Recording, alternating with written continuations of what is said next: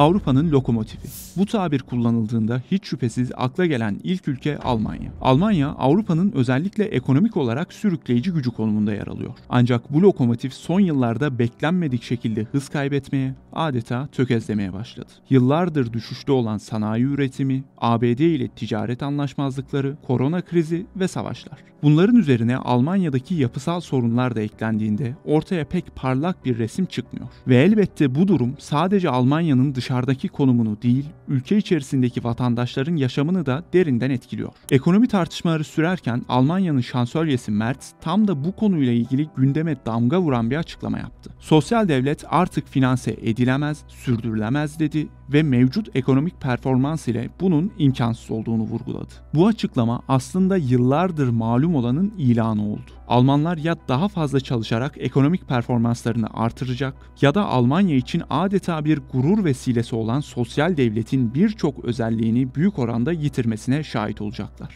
Peki nedir bu sosyal devlet? Almanya'da sosyal devlet prensibi anayasada güvence altına alınmış durumda. Yani çok önemli bir yere sahip. Amaç vatandaşların temel ihtiyaçları noktasında yalnız bırakılmaması ve böylece sosyal güvenlik ile adaletin eşitliğin sağlanması. Sosyal devlet tabirine iş ve vergi hukukunun yanı sıra sosyal sigortalar da dahil. Yani yasal sağlık sigortası, emeklilik, işsizlik ve bakım sigortası. Bunun dışında devlet çocuk parası, ebeveyn parası, kira yardımı ve çeşitli sosyal yardımlar gibi imkanlar sağlıyor. Bu sigortalar ve yardımlar vatandaşın ödediği payların ve vergilerin de dahil olduğu devletin kasasından karşılanıyor elbette. Bu yüzden böyle bir sistemin sürdürülebilmesi için güçlü bir ekonomi şart. Çünkü sosyal devlet kapsamındaki hizmetlere ve imkanlara bütçeden yeteri kadar pay ayrılabilmesi gerekiyor. İşte Almanya'nın Merz tarafından dile getirilen sıkıntısı da tam olarak bu noktada başlıyor. Almanya son birkaç yılda giderek daha da hızlanan ekonomik sıkıntılarla boğuşuyor. Bu sorunlar uzun süredir üst üste gelen bazı eksiklerin ve olumsuz gelişmelerin nihayet patlak vermesiyle meydana geldi.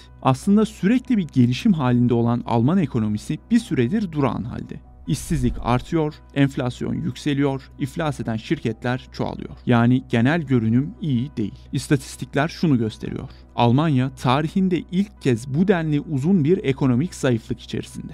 Daha önce hiçbir ekonomik buhran bu kadar uzun sürmemişti. Kötü gidişatın çeşitli sebepleri var. Karşımızda jeopolitik ve jeoekonomik, teknolojik ve demografik sebeplerin oluşturduğu genel bir tablo var. 2022 ve 2023 yıllarında enflasyon ile mücadele kapsamında Avrupa Merkez Bankası'nın faizleri yükseltmesi, ekonominin büyüme hızını düşürdü. Ukrayna Savaşı nedeniyle ise özellikle enerji fiyatlarında yaşanan artış, örneğin Alman kimya endüstrisine çok büyük bir darbe indirdi. Ancak bu sorunlar sadece koronavirüs veya Ukrayna Savaşı'yla başlamadı. Almanya'da sanayi üretimi 2018 yılından bu yana hızını yitirmiş durumda. Almanya gibi ekonomisinin omurgasını sanayinin oluşturduğu bir ülke için böyle bir tablo acı verici. Yine bunun da arkasında birçok sebep yatıyor. En başta Çin ve gelişmekte olan diğer ülkelerin meydana getirdiği bir faktör mevcut. Bu ülkeler artık birçok ürünü dış desteğe ihtiyaç duymadan yerli bir şekilde üretebiliyorlar. Ayrıca uzmanların sık sık vurguladığı kalite unsuru da var.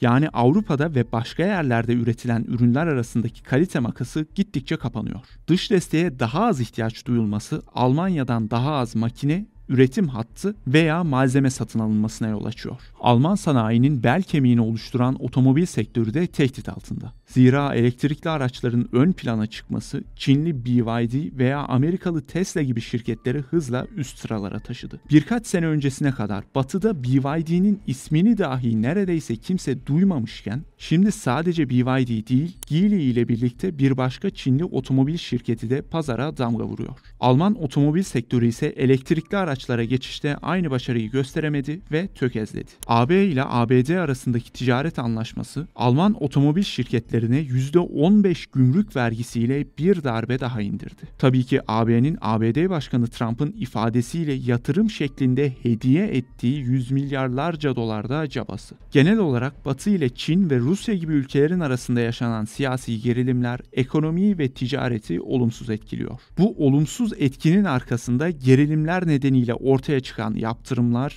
ambargolar ve benzeri önlemler yatıyor. ABD'nin Trump ile birlikte korumacı bir tavır takınması Avrupa'yı ve kıtanın lokomotifi olan Almanya'yı zorluyor. Ancak bu bahsettiklerimiz madalyonun sadece bir yüzü. Çünkü Alman ekonomisini zorlayan meseleler arasında yapısal sorunlar da yer alıyor. Alman ekonomisini yeşil ve iklim dostu bir hale getirme planları hem çok zor hem de çok pahalıya mal olduğu için birçok şirket Almanya'dan ayrılıp üretime ülke dışında devam etmeyi değerlendiriyor. Yüksek vergiler ve Almanya'nın 10 yıllardır kurtulamadığı aşırı bürokrasi Alman ekonomisinde bir şeyleri harekete geçirmeyi zorlaştırıyor. Altyapı sorunları, yüksek enerji fiyatları, katı yasalar, insanı adeta boğan ve adım attırmayan bürokrasi, ayrıca aşırı sağcı parti AfD'nin yükselişi. Tüm bunlar Alman ekonomisi için bir risk haline geldi. Ancak altyapı yatırımları yavaş ilerliyor ve genel olarak elektrik ve internet ağı gibi altyapıların durumu da pek iç açıcı değil. Almanya'nın dijitalleşme ve hızla yükselen yapay zeka kullanımı konusunda birçok ülkenin gerisinde kalması da ekonominin çağa ayak uyduramamasına neden oluyor.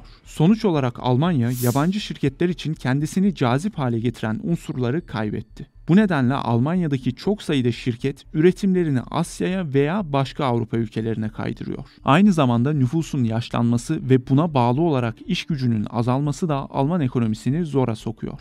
Fakat Almanya'nın nüfusu bir yandan da özellikle göç nedeniyle az da olsa artmaya devam ediyor. Ama ekonomi yerinde sayıyor. Bunun sonucunda da refah seviyesi düşüyor. Çünkü kişi başına düşen milli gelir geriliyor. İşte tüm bunlar bizi Merz'in büyük yankı uyandıran açıklamasına getiriyor.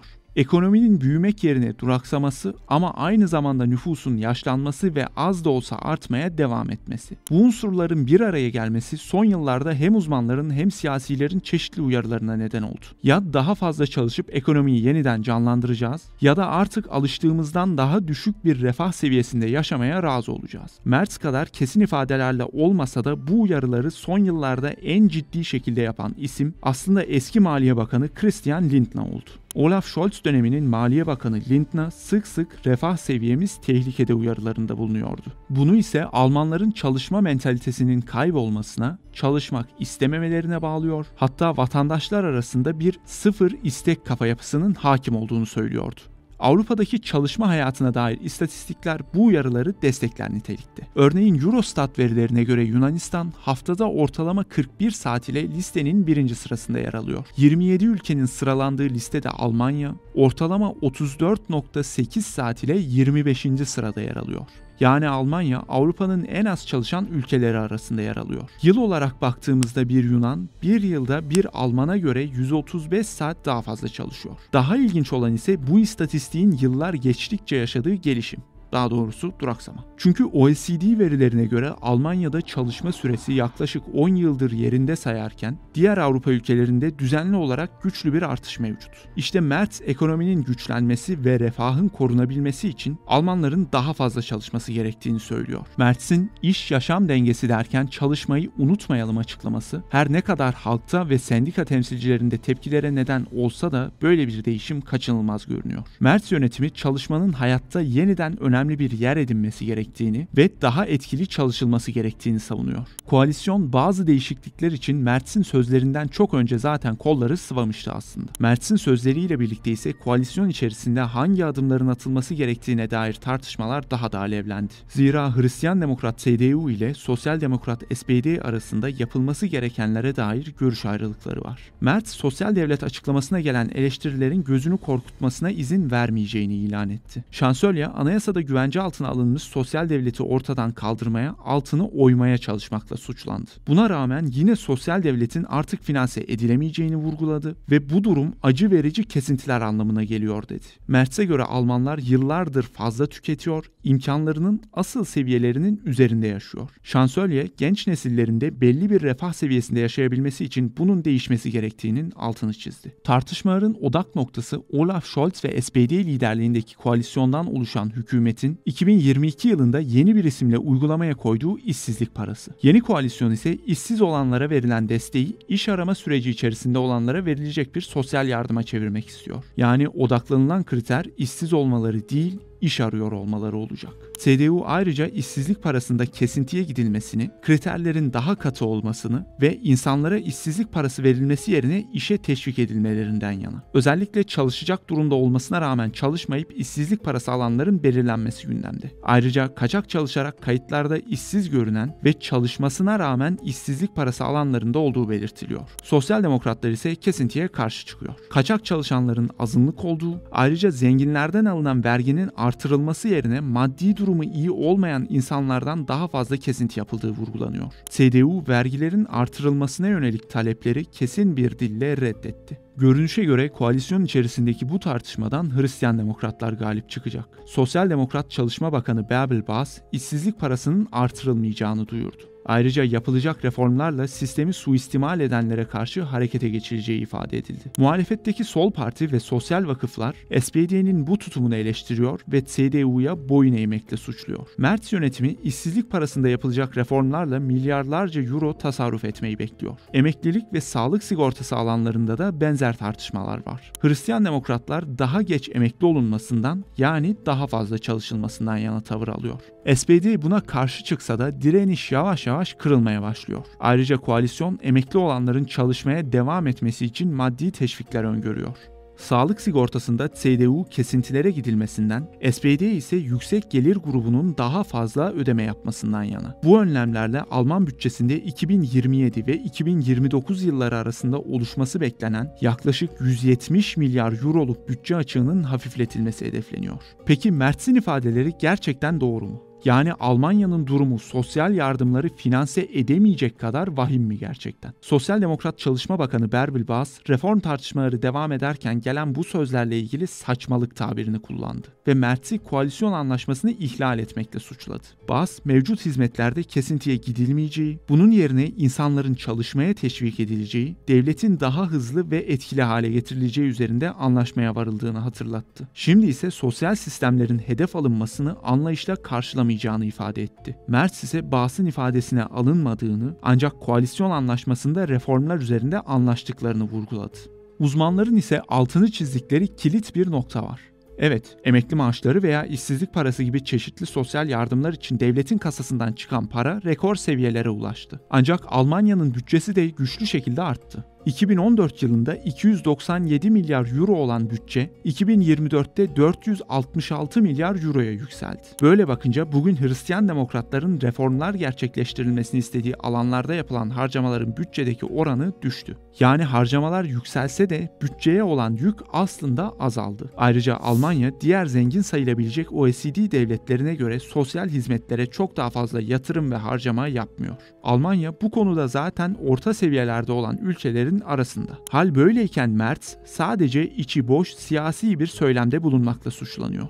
Ama kesin olan şu ki koalisyon içerisinde ciddi bir gerilim potansiyeli taşıyan bu mesele Almanya'nın gündemini daha uzun yıllar boyunca meşgul edecek. Avrupa'nın lokomotifi. Bu tabir kullanıldığında hiç şüphesiz akla gelen ilk ülke Almanya. Almanya, Avrupa'nın özellikle ekonomik olarak sürükleyici gücü konumunda yer alıyor. Ancak bu lokomotif son yıllarda beklenmedik şekilde hız kaybetmeye, adeta tökezlemeye başladı. Yıllardır düşüşte olan sanayi üretimi, ABD ile ticaret anlaşmazlıkları, korona krizi ve savaşlar.